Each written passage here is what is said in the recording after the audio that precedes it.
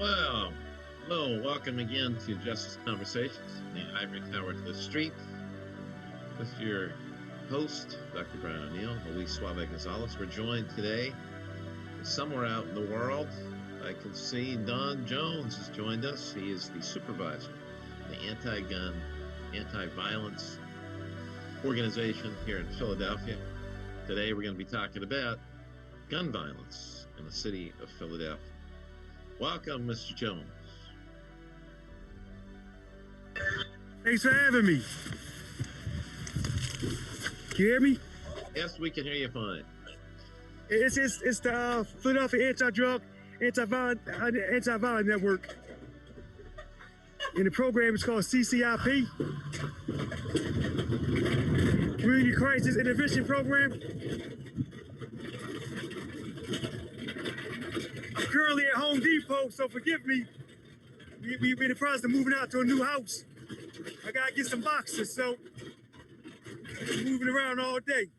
It's okay. Maybe they'll sponsor our show. Hey, Don, I'd like to talk a little bit about the recent surge in shootings in Philadelphia. Yes. There's been a recent surge, and a lot of people are pointing a lot of fingers about what is going on. What do you attribute this increase to? I think it's a mix of things that's causing the surge. One thing for sure is it's senseless violence. A lot of it's about the internet. You know, a lot of things are going on now because you like my girlfriend picture. I said something about your internet that you didn't like, or things that's very trivial. I think also with city closing down, schools closing, restaurants closing. Right now, I had a young guy I worked with a YVRP. He actually got a shooting 2 days ago. This guy was in the basketball playing in the gym every day playing basketball. Good kid, was out the streets. When they closed the restaurants down in March, they left him nowhere to go, no outlet. So he hit the streets, hanging in the streets now, hanging with guys, ended up being involved in the shooting. So I think a lot of stuff I do with a lot of things being closed down. Like kids have nowhere to go now. Because of COVID, you're saying? Yes, because of COVID. Yeah. The restaurants are closed down. And they basically hang in the streets now. Whereas before, they would go to the gym after school, play basketball, do their homework with the things of that nature. Now he's out in the streets all day. And I think also, man, it got a lot to do with how it's being policed right now. Right now, to me, the police don't stand down. Like, I really think they don't stand. I literally was at 17th and Huntington. The cop sitting in the corner. Guys just start shooting.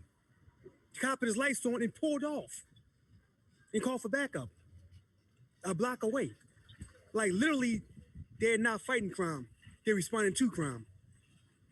So a lot of that is, I had one cop actually told me, I said, listen, right here at 6th and Girard Avenue is an open drug corner. I said, why this corner hasn't been raided? He said, well, I'll raid the corner. All Larry gonna do is let him right back out. This response the cop actually gave me. So you feel that most of the certain gun shootings in the city is happening because the police is playing a political game with the mayor and the sitting DA? Somewhat. I'm not saying they're causing the violence. I'm saying they're not responding to it properly. So at what point can we, the citizens of the city, hold these politicians accountable? Because it's getting out of hand. Right now, we could call the gun violence in the city of Philadelphia a pandemic. It is a pandemic. When you got people getting shot every night, it's a pandemic. At what point should we, the citizens, should hold our politicians, our city leaders accountable? And what can we do to hold them accountable? We got to hold them accountable immediately. I think we got to go to the polls. We have to vote in politicians, man, that's going to have our best interests at heart. I'm not saying the ones we got in office now don't. So I believe that they do, most of them, anyway. I think also, man, it can go back to parenting. It go back to how the community responding to it. Like the community, who the shooters are. You know where the guns are. They're in your house. They're in your sunroom. They're, your daughter holding guns to somebody. So it's on us. It's on us too. because we're not doing our part. We're not saying if you do something, I'm return your ass in. We're not doing that. We're saying I'm gonna live by this no snitch code. I'm gonna live by this street code, whereas though if I see you kill a little kid or shoot a corner up, I'm gonna keep my mouth shut. This is what's going on. We're not being held accountable either. So I can't say it's a politician. I can't say it's specifically the police. It's every it's a societal problem. It's all our problem, man.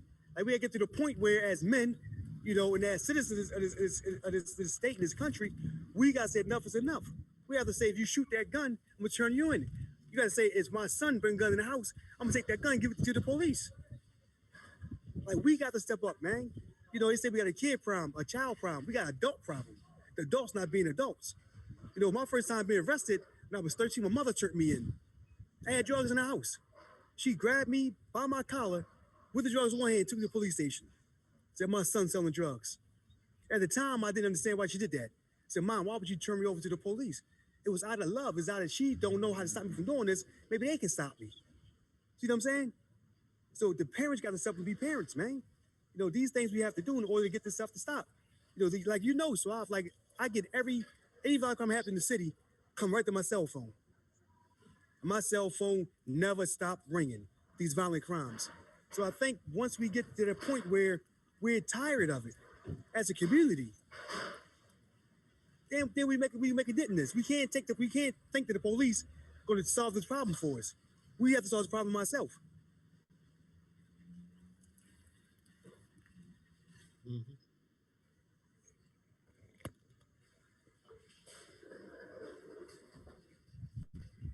I look at it this way. I see the brothers that's been in the game out there now trying to curb some of this violence, right? But I ask myself, are we doing enough? Are we doing enough? And when I say are we, I'm talking about we that's been in the system.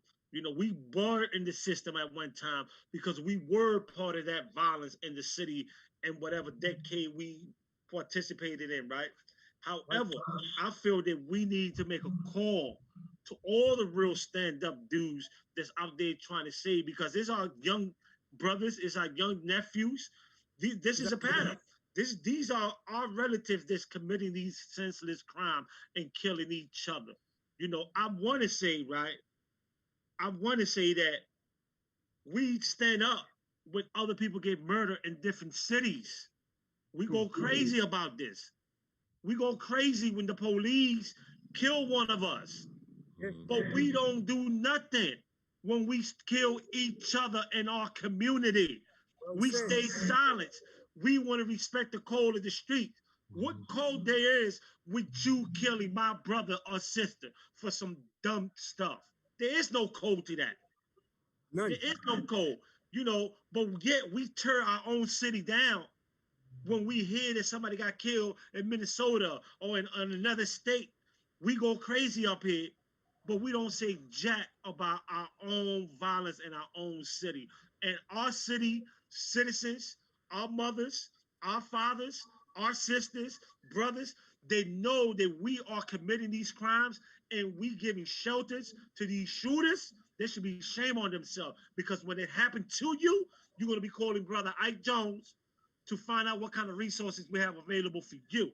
So you should want the same thing you want for yourself, want for other families. Right. Exactly. I have a question for both of you guys. Something we run across a pattern with some of these shootings is over the concept of respect. Somebody disrespected me, or there's somebody perceives that they're disrespected in some way, and the only appropriate response is lethal violence. And there's a couple of odd things going on to me that provokes such a response, and that disrespect is such a fragile. It's usually young males we're talking about. Right. That is such a fragile ego thing that the slightest, it could be a nasty mad dog look, whatever, that can escalate to somebody using lethal force. Something that shouldn't really around, raised at that kind of level. So I'm wondering, like, where some of that comes from, and whether there's any way to teach or unlearn that kind of response, or is it just Well, tied up with self-esteem and ego Right, that people feel this need to right. For a make lot of sure they're people, respected? for me, right. When I look at that, when I was younger, it was always about respect. Don't get disrespected. Don't let anybody disrespect you. Those things was drilled into you. Don't allow people to disrespect you. But as a man, as a person, as a thinker, yeah, I mean, I know now that every violation don't merit somebody being hurt. You looked at me dirty, so what?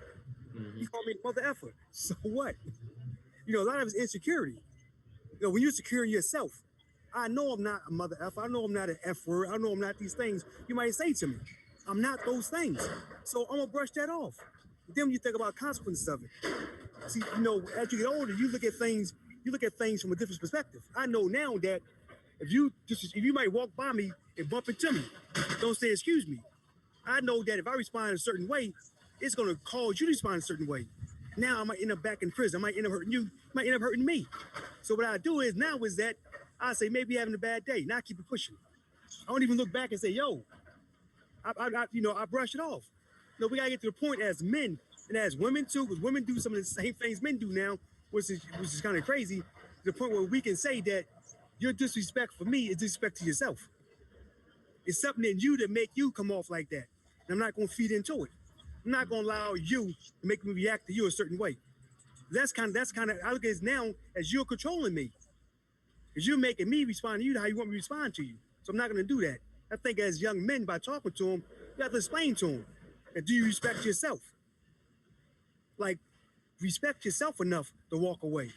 I remember back in the day, I told somebody before, I said, I thought Dr. King was a coward when I was a kid. I couldn't Mm-hmm. stand him. I said, how you let somebody spit on you and punch you? You just walking away, taking it in the chin. Then as I got older, I understood that, man, it took more power to walk away than it did to fight. It's easy to fight, but it's hard to walk away. It takes more strength to walk away. I think we got to get that into our kids' heads now.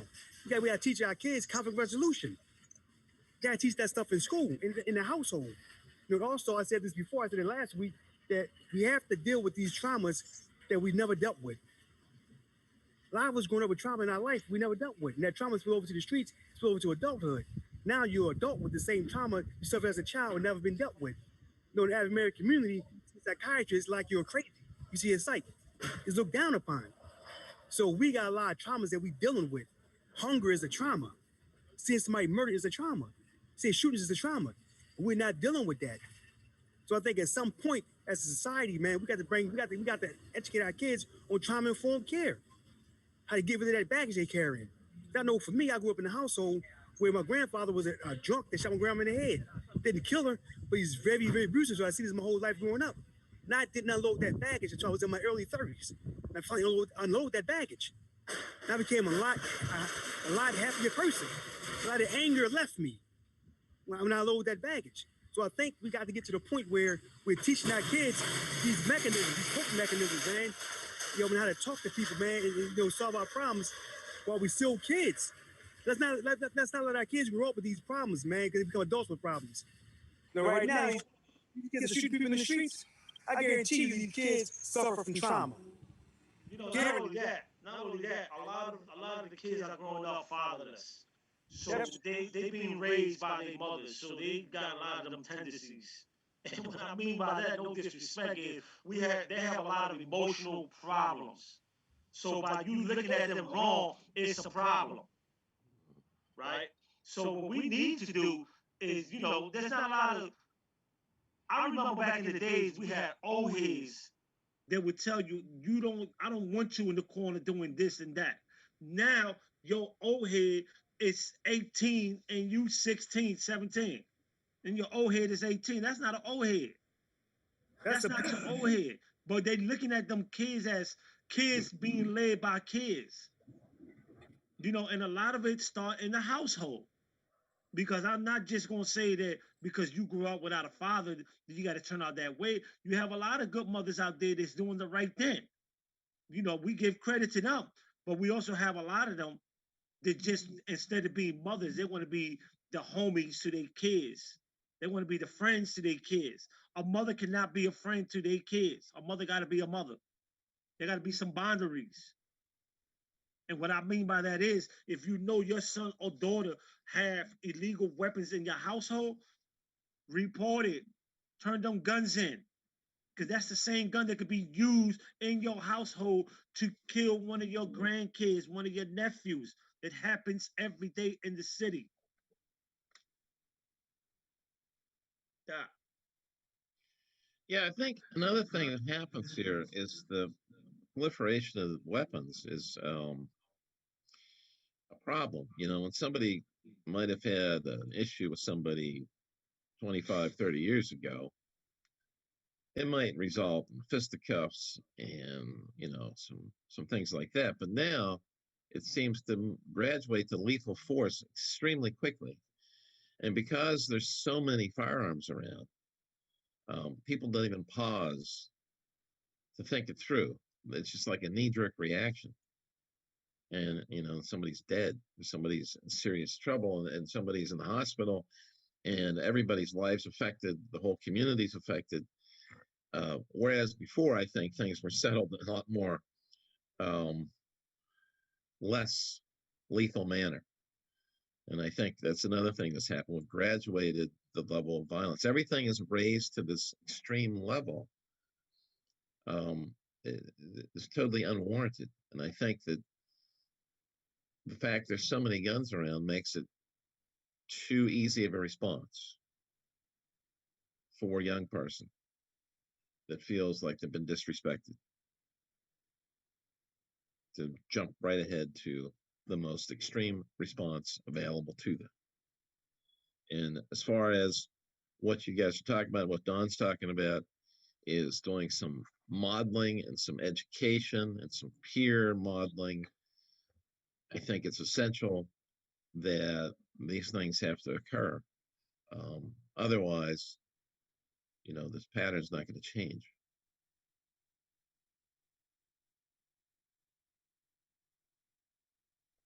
Right now, we in a city that our politicians really don't, they don't show that much concern for this gun violence in our city, in our communities. They only show up for photo ops.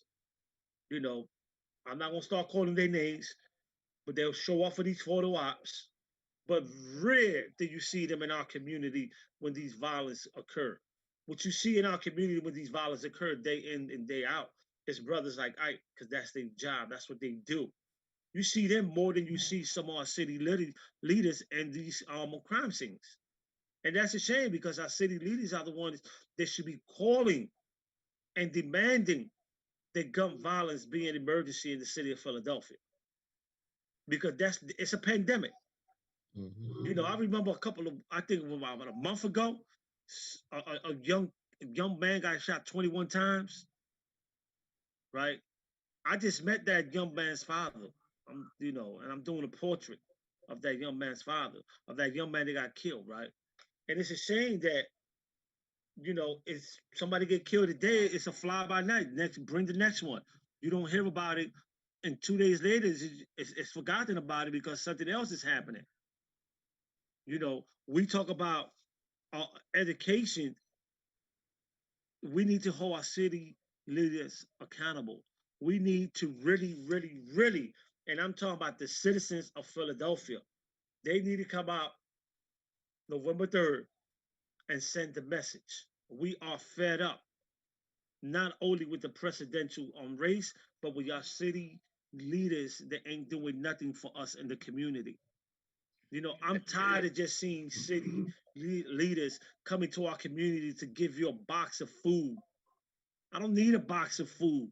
I need you to come up with some solution to the violence that's tearing up my community. I need you to come up with some solutions on why some of these old ladies can't sit in their own porch, or some of these kids can't play in the front of the house without getting shot. I need you to come up with them solutions. Until then, we're gonna keep having the same problem. Well, so part of what you're talking about is that the violence is normalized in some communities. You know, it's looked at, oh, it's just the way it is here. or that's the way those people are. And it's normalized where it's not tolerated in other societies or other parts of society. There's a much bigger reaction to it. But when it occurs in certain segments of the population, shrug of the shoulders, and that's what happens there. As if there's no remedy that, that seems to me be a toleration of it that becomes normalized. And that becomes real problematic. It's normalized, but it's also political side, right? Because these cops are playing politics with people's lives. And they're only doing it because it's minority people getting killed in the city of Philadelphia. Majority of people getting killed is black and brown. So the police don't really care. They playing a politics game. If we lock somebody up, the DA is going to let them out. So why waste our time locking them up? That's the politics they playing. And it's a dangerous game because we're losing a huge amount of our people to gun violence.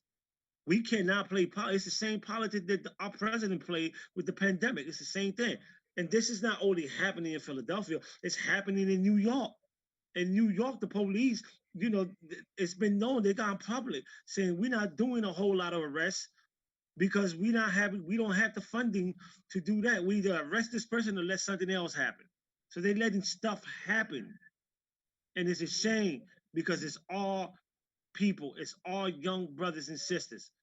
Why don't we let that thing happen in Montgomery County or in Westchester County? You don't see that happening up there. It's a Philadelphia thing because they're playing politics with our mayor and sitting DA. And that should not be acceptable. I want to remind everybody you're listening to a Just Conversation here on Usala with Dr. Brian O'Neill, Luis Suave Gonzalez, and Don Jones. We're brought to you by Westchester University. Today we're talking about gun violence in the city of Philadelphia. And I just want to remind people that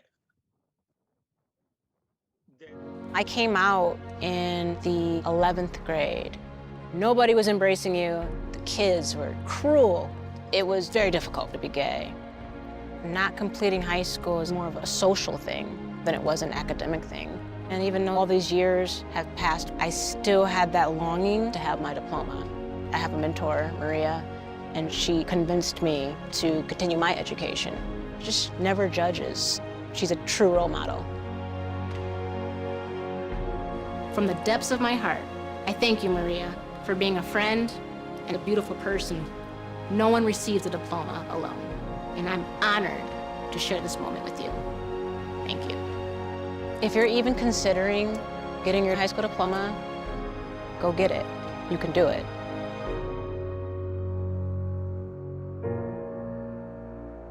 Find free adult education classes near you at finishyourdiploma.org.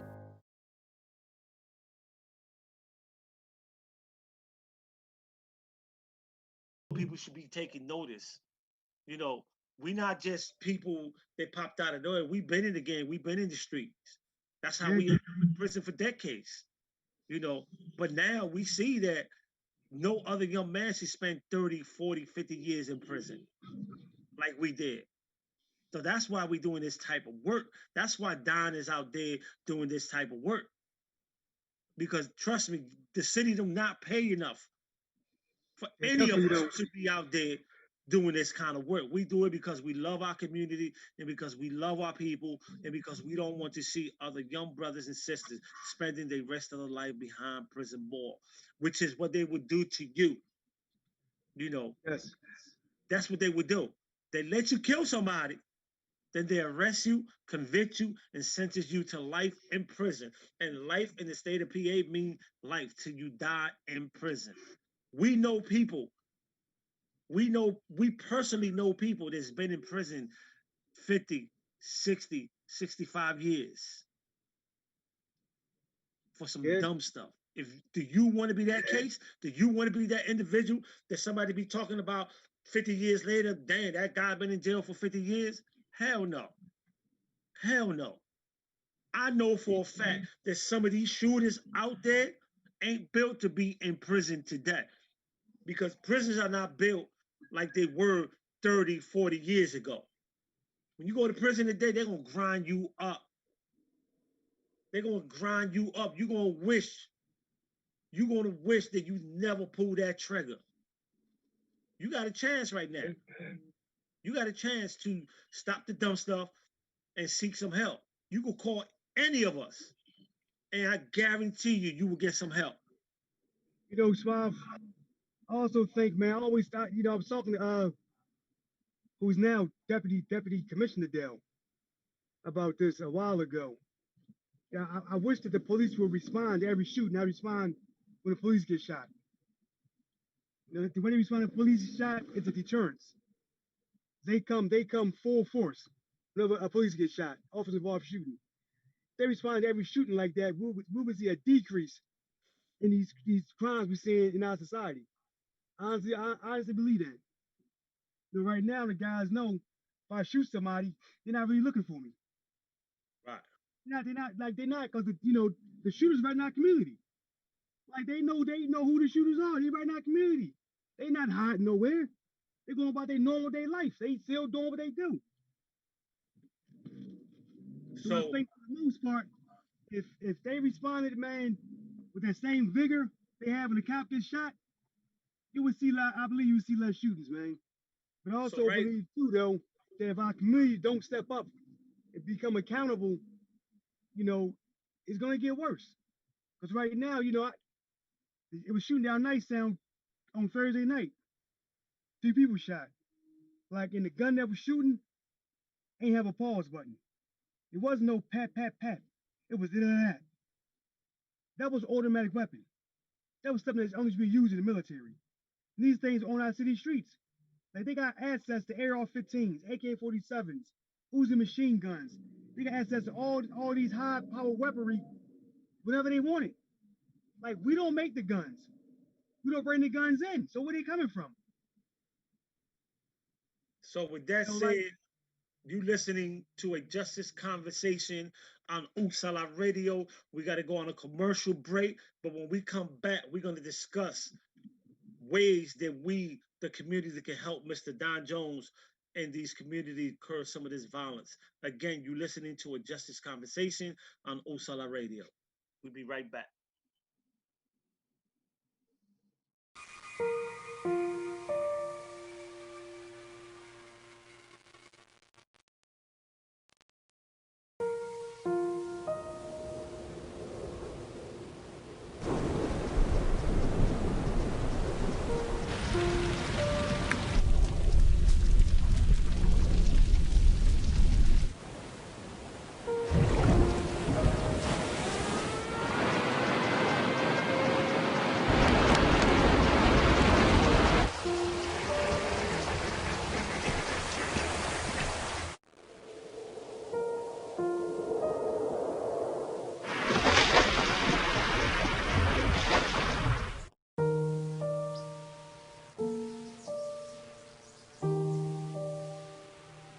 Don't wait. Communicate. Make your emergency plan today.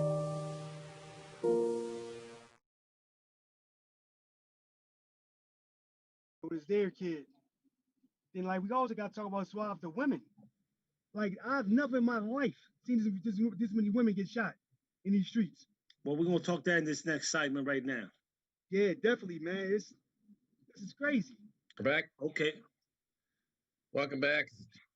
Justice Conversations, the Ivory Tower at the Street, Dr. Brian O'Neill, Luis Suave Gonzalez, and we have Don Jones with us today, who is the supervisor from the Anti-Gun, Anti-Violence organization here in Philadelphia. We're talking about gun violence in Philadelphia today.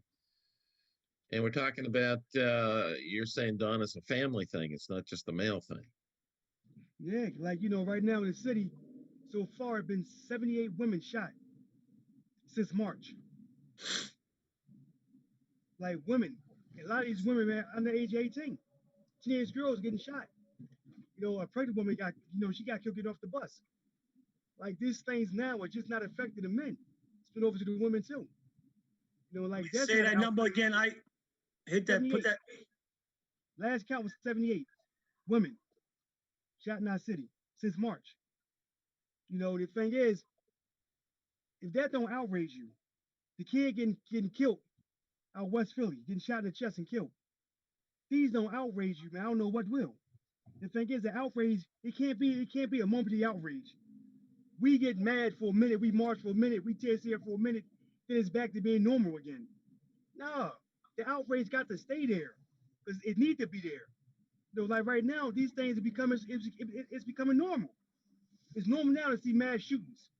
It's normal to see this stuff, man. And that's unacceptable. Like we had so much So outrage. let me ask you a George question. Floyd got killed. Let me ask you a question. What? Out of these 78 women that's been killed since March. Was shot. They've been shot. Shot. I think Okay, 7 shot. been killed. And what percentage of these women are women that's in the game, in the street life, and what percentage are innocent people, innocent women that were just walking by? Because I know of a few pregnant women that's been shot and killed. So what percentage? What percentage? All of them was innocent. Most of them, the only crime was hanging around some men that might have been involved in stuff they should have been involved in. Most of them was innocent. Most of the shootings that happen to women are guys shooting the corner up. They don't care who out there. And the sad part is that they don't even hit their target. Hit everything except their target. So what message can we as a community send to our young women and young ladies out there when they're getting involved in these relationships with some of these guys that they know could put their life in danger? Stay away from these so-called thugs in the streets. Stay away from them. Because at any given time, a shooting can occur. You can walk up into a shooting, have nothing to do with it. A shooting can occur. So don't be places you don't supposed to be at. Like, why are you hanging with a group of young guys that's carrying guns and drugs and these things? Like, you put yourself in harm's way. So I think for our young women, man, they need to make better choices. And the guys they choose to deal with. Like you may think it's shooting fly to have this guy that's in the streets, that this thug mentality. That's not cute. Because you literally putting your life on the line. Because when guys come to get him, they don't care who with him. They don't care. It could be the guy's mother, it could be his sister, anybody. They don't care. They don't care about their own life, let alone yours. So I think for the women, man, it's making better decisions, man. So to the mothers out there, know who your daughter is involved with. Right. Make it your business to know where that young man is popping up from or where that young woman is popping up from. Yeah, make it your business because, like I said, your daughter could be in a car with that young brother and somebody's coming after him and she could get shot. It's happened all the times. There's been a couple of shootings recently in the city where pregnant women has been shot and killed because of their boyfriends. And their boyfriends got away. So what I'm saying to the mothers out there, do it like we used to do it in the old school. When a woman or young lady used to bring a guy to their house, their mother want to know who's your mother is, where they work at, where you go to school at, who's your siblings. Nowadays, people don't care where this young brother come from or what he's involved in the street. Back in the days, what started in the street. Hold up, back in the days, what started in the street used to stay in the street. Now, what starts in the street don't stay in the street. Bullets don't have names. Bullets don't discriminate.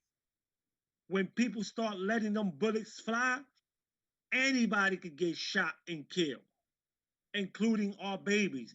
And it's up to us, the citizens, those people that are not in the street game, to ensure that our young women don't get caught in the crossfire. Mothers, the only way you're going to do that is knowing who your daughter is involved with. Because if you don't, you will be burying your daughter. Remember growing up, man, we had no prophecy.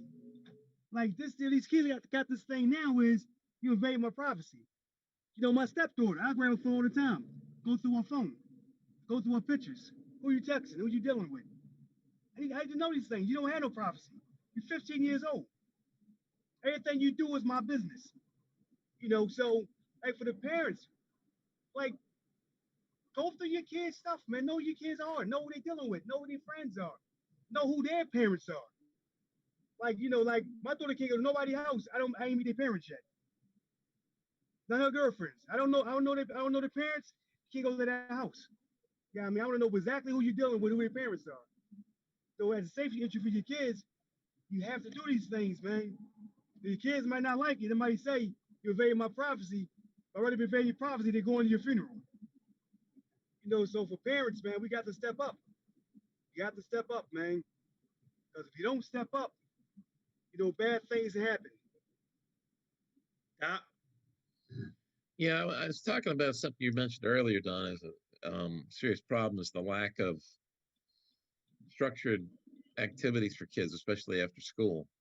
Right. That the big window, you know, from 3 o'clock to could be 9, could be 10, you know, single parent working or both parents working, kids kind of like floating.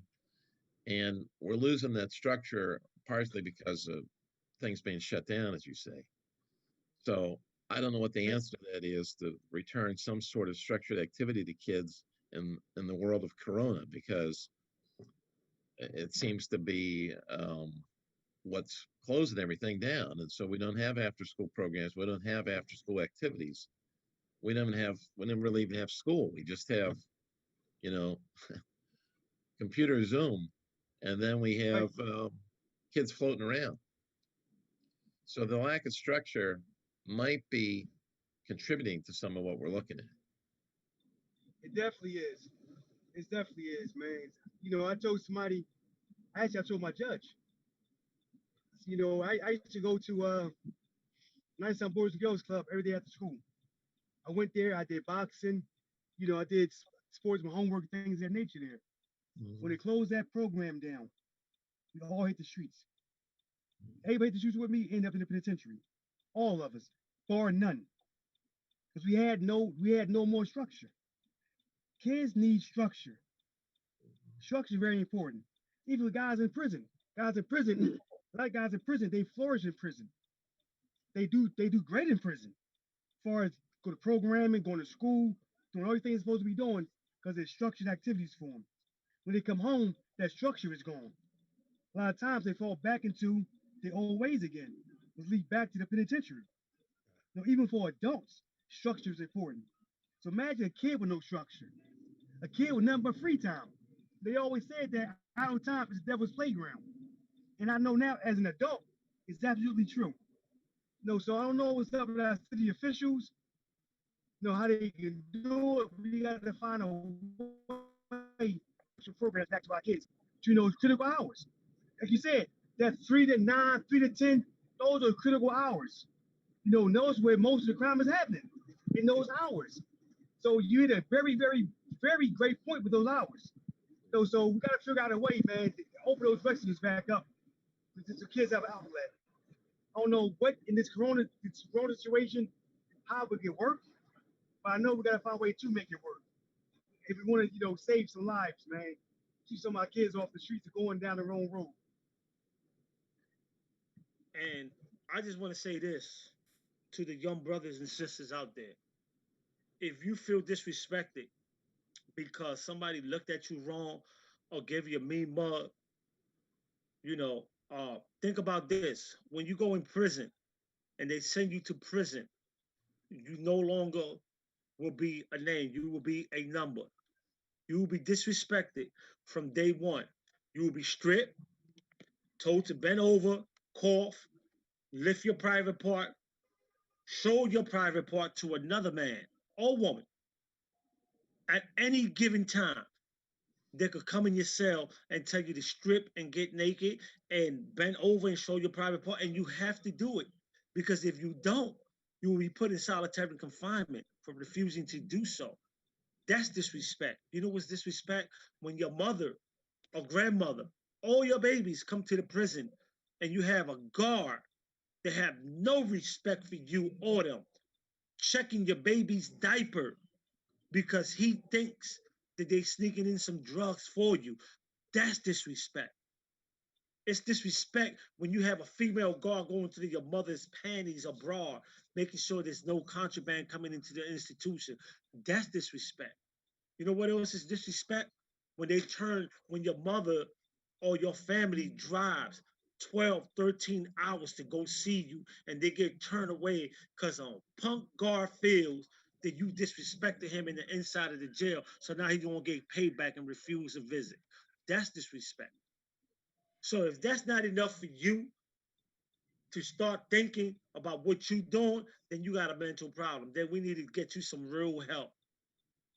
You know, and we're not here to criticize you. We're not here to ridicule you. We're here giving you the truth because we've been in the game. I spent 31 years in prison. I spent 20-something years in prison.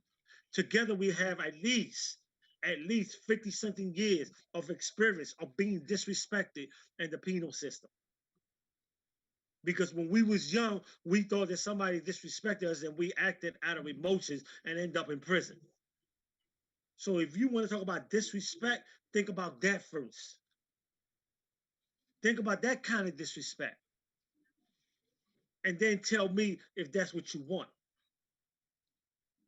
You know, we're here to help. You know, and I just want to thank everybody that's out there that's putting in work in our community. Everybody, especially the people that we represent, such as Usala, that's allowing us to do these type of shows to bring the message to the community, because we all playing our part. We all tired of seeing young brothers and sisters get killed. You know, it's hurtful when you drive down the street and you see these little memorials at every corner. There's not enough corners no more. Or you seen block parties with people throwing up balloons and birds because somebody just got killed. That's hurtful. Why don't we celebrate not being part of the nonsense in the city? Why don't we take on the challenge of having at least 1 week without shooting? Let's do that challenge. 1 week without gun shootings in the city. Yeah. You know, neighborhood by neighborhood, let's take that challenge. You know, but we have to play our part. You know, it's easy, and I love to do it, but it's easy to blame our city officials. It's easy to blame the police. It's easy to blame everybody else. But at the end of the day, it's us, people that look like me and you, pulling the trigger. It's us. And to the old heads out there that's putting these guns in these young boys' hands so they could do the dirty work for you, shame on you if you are doing that. Because a real old head would tell their young boys, yo, stop the nonsense. You could get money. You can still get money and don't have to go around murdering people. Because when you start shooting up corners, ain't nobody getting money. Ain't nobody eating out there. Because you're bringing the heat. So what I'm saying to y'all is, think about that. Think about that level of disrespect. When you got a punk guard telling you bend over, strip, cough, do it again because I ain't seen nothing. Think about that level of disrespect, and then you tell me if that's what you want. Because if that's what you want, trust me, they have a place for you. It's called SCI Phoenix.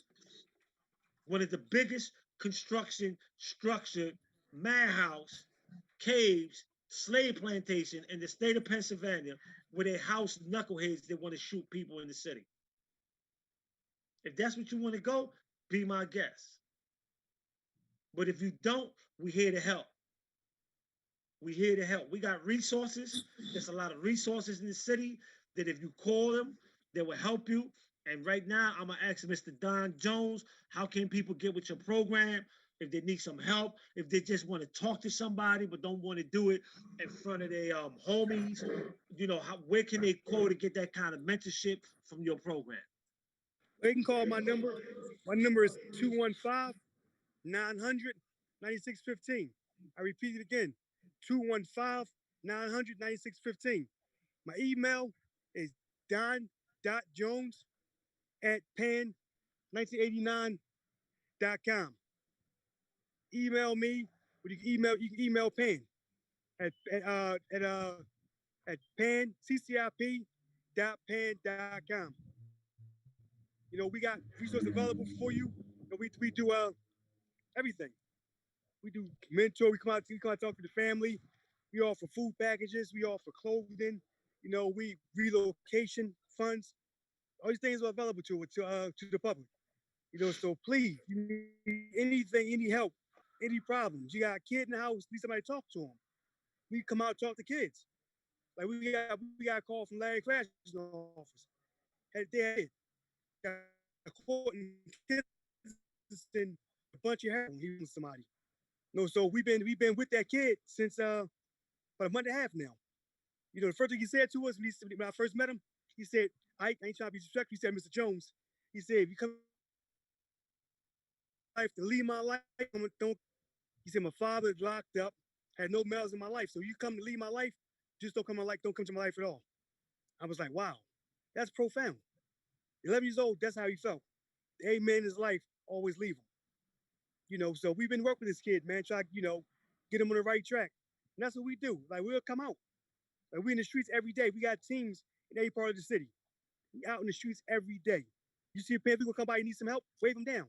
We got what we call referral forms in every car. You fill a referral form out and tell exactly what you need, what your issues are. We'll do our best to address it. You know, so that's what PAN is here for. You know, also you got other organizations in the city that's doing great work too. And like right now, I took my daughter to NOMO. NOMO is an organization to deal with kids. My daughter goes there every Tuesday, every Thursday. Great program. You know, it is free. My daughter gets she gets job readiness, you know, helping get a license. They do everything in this program. And the kids get paid for going there. They actually get paid weekly for going there. You know, so these lot of things in our community that's available we don't know about. So I think at some point, man, we gotta do a public forum on just what's available. Because the public don't know. People don't know. You know, so maybe that's something we need to work on together. Doing a public forum, man, in every part of the city. Explaining what's available.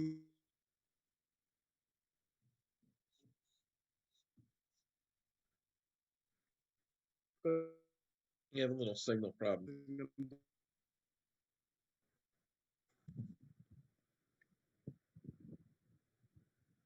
Did my screen freeze? Yeah, you're frozen. Yeah. It's pulled in my complex. I'm trying to find. There we go. I'm back. I see you now. All right. I guess I'm in a good spot to stay in for a minute. But that's the thing, man. I just think that overall, we got to step up, man. We got to step up, man. We can't be outraged, like I said before, for a split second. You know, there should be marches every day in the streets. People say they tired of saying peace marches. You know, but we gotta do something. We gotta.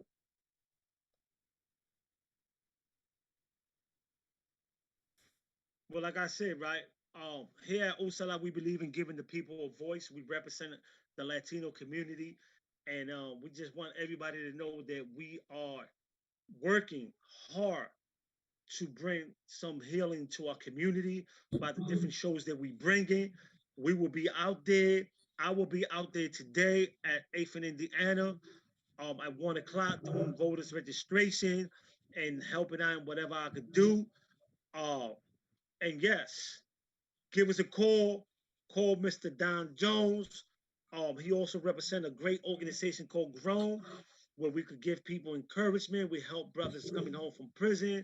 We get them we help them get registered with all type of necessity. There's no reason for nobody out there. There's no reason for nobody out there. Suave, could you spell that? Spell that organization? Grown. How do you spell that? GROWN. Oh, okay. Right.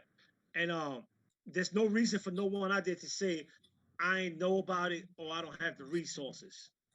You know, all you had to do is pick up the phone and call one of us, and we could connect you with the right resources.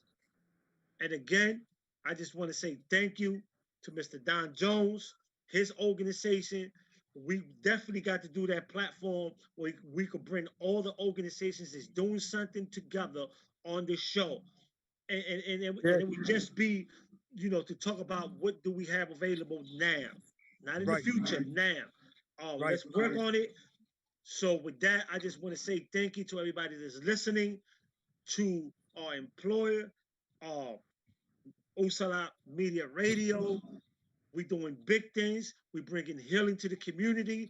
We're going to be bringing these type of shows every week until we see some of the violence in our community.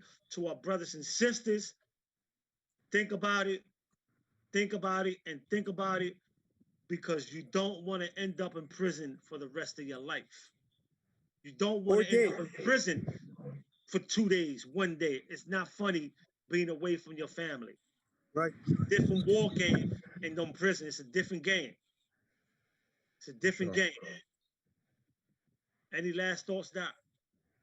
No, I'm just echo what you say, and I hope that your message gets out there, and I hope that people can take the services that Mr. Jones is offering, and that they seek them out.